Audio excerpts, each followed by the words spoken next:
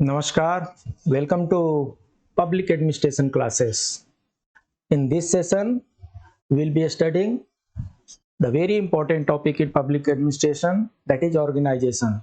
This organization topic is in principle of management also. This organization topic is in HR manager also, and this organization chapter in public administration also with little bit variations. So we'll understand what is the organization. An organization is a collection of people working together in a coordinated and structured fashion to achieve one or more goals. Basically क्या होता है, जो भी organisation बनाए जाते हैं उनका कुछ कोई पर्पस होता है, कोई गोल होता है। तो उस पर्पस और गोल को अचीव करने के लिए ऑर्गेनाइज्ड मैनर में, स्ट्रक्चर्ड मैनर में, कोऑर्डिनेटेड मैनर में जो वर्क फोर्स होता है उसी को ऑर्गेनाइजेशन कहते हैं। फिर से समझते हैं। An organization comes into existence when there are a number of persons in communication and relationship to each other and are willing to contribute towards a common endeavor. कहने का मतलब ये हुआ कि बिखरे हुए लोगों का समूह जो होगा वो ऑर्गेनाइजेशन में नहीं होगा। ऐसे लोगों का समूह जो स्ट्रक्चर्ड हो, कोऑर्डिनेटेड हो और उनको एक टारगेट हो टू अचीव वन और मोर गोल्स। कुछ टारगेट उनको दिया हुआ है, उस टारगेट को अचीव करना उनका काम हो। ऐसे ही लोगों का जो कलेक्शन है वो ऑर्गेनाइजेशन के श्रेणी में आएगा। जब हम ऑर्गेनाइजेशन की बात करते हैं तो कई बार ऑर्गेनाइजेशन मतलब एक सेटअप हम मान लेते हैं, इनएनिमेट सेटअप। उस ऑर्गेनाइजेशन में जब तक ह्यूमन बीइंग नहीं जाएगा वो इनोमेट वो उसमें कुछ एक्टिवनेस ही नहीं आएगा, उसमें कुछ प्रोसेस ही नहीं होगा, कुछ एक्ट ही नहीं होगा, वो इनएनिमेट ही बना रह जाएगा। उसमें लिविंग एलिमेंट्स का आना जरूरी है और इसके लिए ऑर्गेनाइजेशन को रन करने के लिए ह्यूमन बीइंग को लगाया जाता है। तो ऑर्गेनाइजेशन जो है कलेक्शन ऑफ पीपल है जो साथ काम करते हैं। ऑर्गेनाइजेशन क्या है? कलेक्शन ऑफ पीपल है जो साथ काम करते हैं, कोऑर्डिनेटेड मैनर में काम करते हैं, स्ट्रक्चर्ड फैशन में काम करते हैं। किस लिए? टू अचीव वन और मोर गोल्स। ठीक है, दो चार डेफिनेशन बड़े बड़े स्कॉलर्स का है। इसमें मूनी है, बताते हैं organization is the form of every human association for attainment of common purpose. Organization is the form of every human association for the attainment of common purpose. जहां कहीं भी कॉमन पर्पस के लिए कुछ लोग एकत्रित हो जाएं, पर्पस शुड बी कॉमन।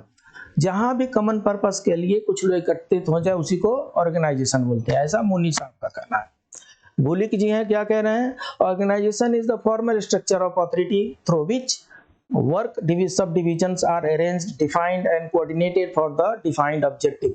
बुलिक जी का जो डेफिनेशन है ए लिटिल बिट ये फंक्शन को भी बता रहा है। इनका डेफिनेशन पहले वाले डेफिनेशन से बेटर है क्योंकि इसमें बता रहे हैं कि ऑर्गेनाइजेशन जो है एक फॉर्मल स्ट्रक्चर है, इसका मतलब कि इनफॉर्मल भी कुछ होता होगा। स्ट्रक्चर ऑफ अथॉरिटी है, इसका मतलब कि अथॉरिटी भी हमें जाननी पड़ेगी। Through which work sub division, work का सब डिवीजन हो रहा है, ये भी हमें जानना है। Are arranged, defined and coordinated for the defined objective. Coordination भी हमें जानना है और डिफाइंड ऑब्जेक्टिव भी हमें जानना है। इतनी चीजों को एक साथ करके ह्यूमन बीइंग के साथ अटैच करेंगे तो ऑर्गेनाइजेशन बन जाएगा। ऐसे ही बाकी लोगों ने भी डेफिनेशन दिया है। तो जब इसके कंसेप्ट हम समझते हैं तो इसमें दो चीजें आती है ऑर्गेनाइजेशन के बारे में। कई बार हमें लगता है जैसे कि ऑर्गेनाइजेशन एक प्रोसेस है। जी हाँ, planning, organizing, staffing, directing, controlling, ये प्रिंसिपल ऑफ मैनेजमेंट में हमने फंक्शन पढ़े हैं और ये प्रोसेस पढ़े हैं। This is the process of management. Second process is organization. So एक प्रोसेस भी है और एक ये स्ट्रक्चर भी है। जब हम स्ट्रक्चर की बात करते हैं तो it prescribes the relationship among individuals and positions that they hold. कहने का मतलब ये हुआ कि जब हम ऑर्गेनाइजेशन को एज ए स्ट्रक्चर हम समझते हैं तो ये क्या है? दो लोगों के बीच का रिलेशनशिप है। Prescribes the relationship among individuals and positions they hold. वो रिलेशनशिप जिसमें पोजीशन भी हो, अथॉरिटी भी हो, रिस्पांसिबिलिटी हो, अकाउंटेबिलिटी भी हो, तो दो या दो से अधिक लोगों के एक रिलेशनशिप को, जिसमें पोजीशन हो, अथॉरिटी हो, अकाउंटेबिलिटी हो, उस स्ट्रक्चर को हम ऑर्गेनाइजेशन कहते हैं। एक दूसरा ऑर्गेनाइजेशन का जो प्रोसेस में जब हम लेंगे तो क्या करेंगे, जब हम ऑर्गेनाइजेशन का प्रोसेस शुरू करेंगे, प्रोसेस मतलब chain of several steps, chain of several acts, कई एक्ट मिल करके एक प्रोसेस बनते हैं। तो इसमें कौन कौन सा एक्ट मिल रहा है, सबसे पहले डिपार्टमेंटेशन करेंगे, फिर लिंकिंग ऑफ डिपार्टमेंट्स करेंगे, फिर अथॉरिटी एंड रिस्पांसिबिलिटी को डिफाइन करेंगे, फिर अथॉरिटी एंड रिलेशनशिप को प्रिस्क्राइब करेंगे, ऐसे करके डिपार्टमेंटेशन होता है। अभी हम पढ़ रहे हैं जो एज ए स्ट्रक्चर पढ़ा। तो कंसेप्ट में और क्या है, analysis of activities to be performed, activity जो भी है उनकी एनालिसिस हमें करनी है, ग्रुप एक्टिविटीज को देखना है, assigning activities to various individuals, delegating them appropriate authority, authority को भी जरूरत के अनुसार डेलीगेट करना है। अब हेनरी साहब जो है इसके कुछ कैरेक्टरिस्टिक्स दिए हैं, they are purposeful complex human collectivities, human collectivity ही है, ये ह्यूमन का ही कनेक्शन है, क्या है, पर्पसफुल है एंड कॉम्प्लेक्स है। पर्पसफुल मीन्स विदाउट गोल नहीं है, भीड़ भाड़ नहीं है, इसका कुछ फिक्स गोल है, कुछ पर्पस है, कुछ ऑब्जेक्टिव है। तो इसलिए ये ह्यूमन कलेक्शन का एक पर्पसफुल ऑब्जेक्टिव है, एक कॉम्प्लेक्स ऑब्जेक्टिव है। They are characterized by secondary relationship also, कहने का मतलब कि जहां भी फॉर्मल रिलेशन होगा, जहां भी फॉर्मल ऑर्गेनाइजेशन होगा, फॉर्मल ऑर्गेनाइजेशन से इनफॉर्मल भी डेराइव हो जाता है। लोग पर्सनल इंटरेक्शन भी करते हैं, अरे आप कहाँ के रहने वाले हैं, सो एंड सो प्लेस के, कहाँ से आपने एमबीए किया था, सो एंड सो, अरे हम भी वहीं से एमबीए किए थे। This is called personalization. They have specialized and limited goals, उनके गोल फिक्स होते हैं, उसी गोल को फिक्स करके और वो आगे बढ़ते हैं। They are characterized by sustained cooperative activity, सबको मिलजुल करके काम करना है, ऐसा नहीं कि कोई इस डायरेक्शन में कोई इस डायरेक्शन में, वो काम ही नहीं बन पाएगा, सबको मिलजुल के काम करना है। They provide services and products to their environment, जो भी उनका environment means internal environment, external environment, it is related to business entity. तो बिजनेस एंटिटी जो है, चाहे एक्सटर्नल हो चाहे इंटरनल हो, वो या तो ये दो काम करते हैं, या तो ये गुड्स प्रोडक्ट को प्रोवाइड करते हैं, नहीं तो सर्विसेज को प्रोवाइड करते हैं। They are dependent upon exchange with their environment, interchange होता है, आप सर्विसेज दीजिए, उसके बदले में रेम्युनरेशन की लीजिए, गुड्स बेचिए और उसके बदले में उसका परचेज प्राइस लीजिए, तो ये इंटरचेंज इन्वायरमेंट में होता है। ये एक ऑर्गेनाइजेशनल स्ट्रक्चर है। सबसे ऊपर एमडी होते हैं, एमडी के नीचे उनके पर्सनल सेक्रेटरी होंगे, उसके नीचे डायरेक्टर्स होते हैं, उसके नीचे सीनियर मैनेजर्स होते हैं, उनके नीचे सुपरवाइजरी लेवल के मैनेजर्स आ जाते हैं। तो ये एक स्ट्रक्चर है ऑर्गेनाइजेशन का। जब हम प्रिंसिपल ऑफ ऑर्गेनाइजेशन की बात करते हैं, तो हमने शुरू में ही जब हम प्रिंसिपल ऑफ मैनेजमेंट पढ़ा रहे थे, उस समय हमने बताया था कि हेनरी फेयोल ने 14 प्रिंसिपल दिए थे, 14 प्रिंसिपल दिए थे। Division of labour, work specialization, unity of command, principle of departmental, principle of authority, span of management, scalar chain, unity of purpose, principle of flexibility, principle of energy, principle of team spirit, ये सबको one by one हमें पढ़ना है, ये सारे important हैं। तो जब हम ऑर्गेनाइजेशन का सेटअप करते हैं, तो उसमें उसका बेसिस क्या है, उसका ग्राउंड क्या है, उसके ऑब्जेक्टिव क्या है, कहां से वो ओरिजिनेट हुआ, इसको समझने के लिए लूथर गुलिक साहब ने 4 बेस बताया है। पर्पस, कुछ पर्पस होता है, कुछ प्रोसेस होता है, कुछ पर्सन्स होते हैं और कुछ प्लेस होता है। ऑर्गेनाइजेशन को सेटअप करने समय 4 बेसिस चीजों को हमें ध्यान में रखना है।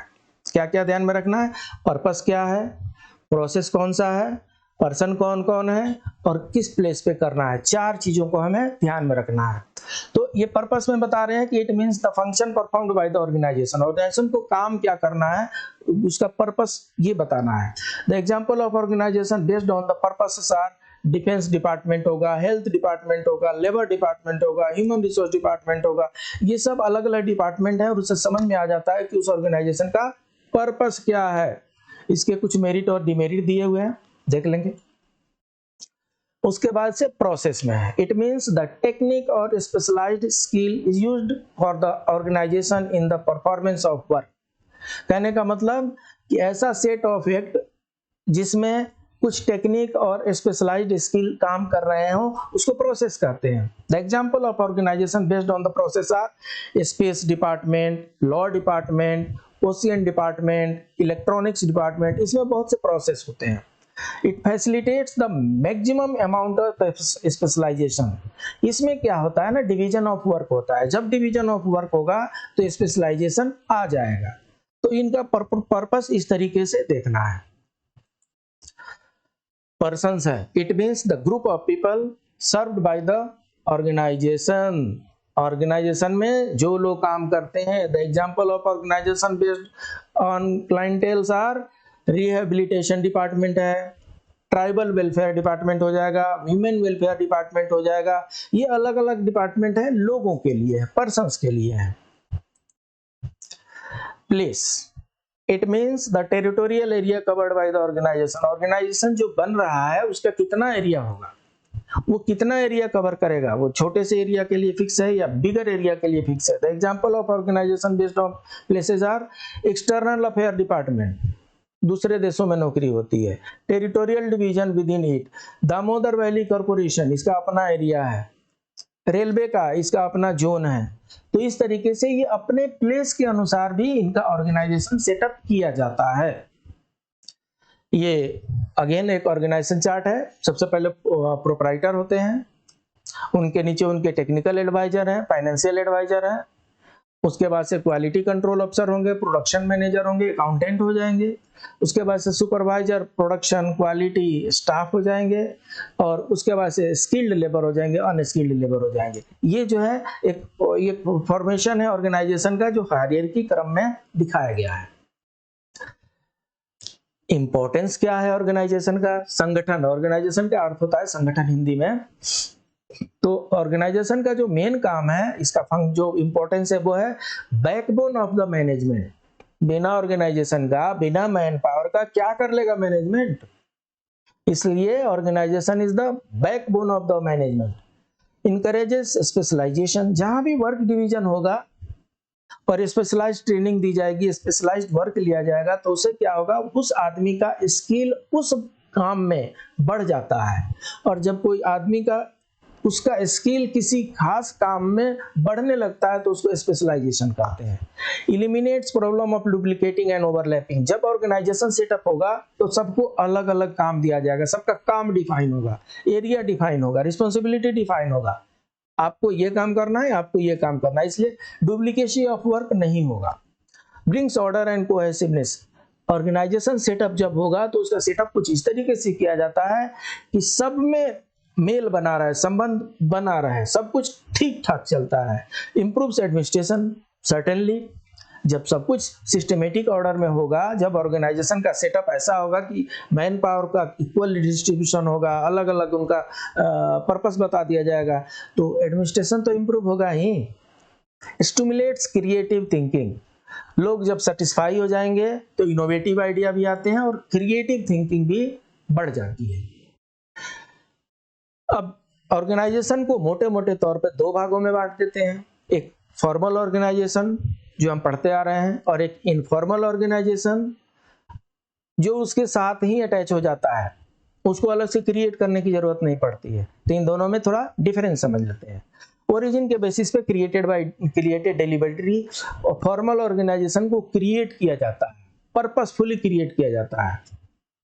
इनफॉर्मल ऑर्गेनाइजेशन अराइजेस स्पॉन्टेनियसली, अपने आप ही पैदा हो जाते हैं। इनको इनफॉर्मल रिलेशन को, इनफॉर्मल ऑर्गेनाइजेशन को क्रिएट करने की जरूरत नहीं पड़ती है। Nature, planned and official.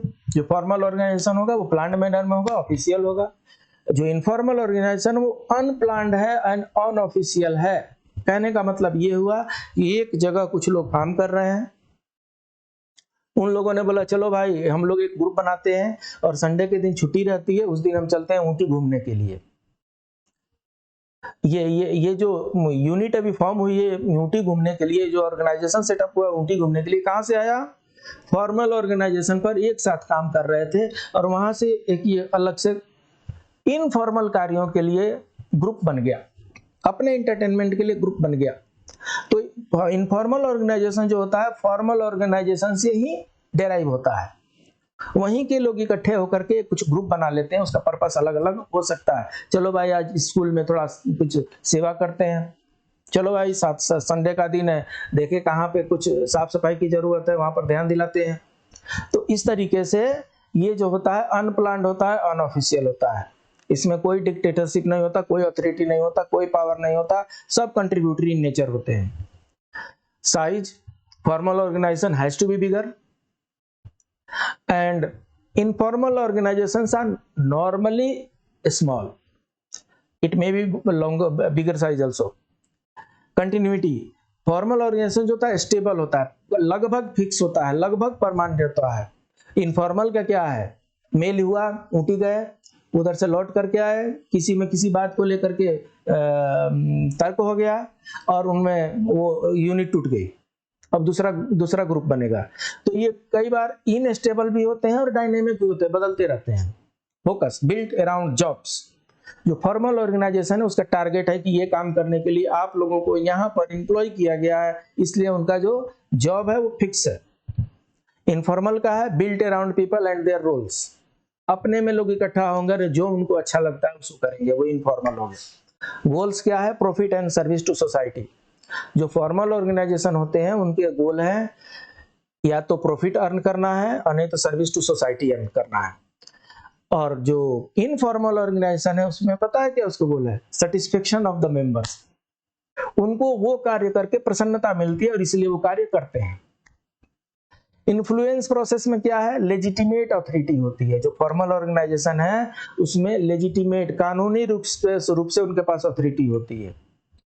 Informal में क्या होता है, पावर होता है। पावर का मतलब उन्हीं में से कोई इन्फ्लुएंशियल पर्सन जो होगा वो इन लोगों को लीड करता है। तो ये डिफरेंस है formal organization, informal organization. Please keep on revising. फिर मिलते हैं नेक्स्ट क्लास में, तब तक के लिए नमस्कार।